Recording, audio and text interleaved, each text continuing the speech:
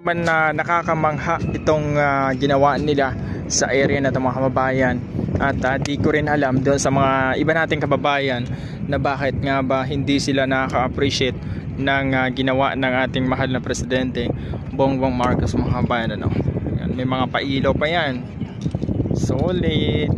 Pero malamang sa malamang ay meron na rin pumupunta o dadayo dito ng mga bumapatikos dito mga kababayan.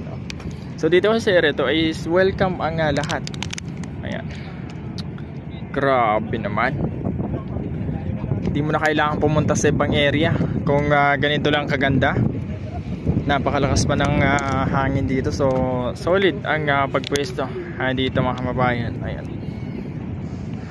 So gaya na sabi ko kanina, nasa 1.2 km kung mag-umpisa ka dito sa doon sa pinakadulo hanggang doon sa tinatawag nilang post office ay 1.2 kilometers. So solid.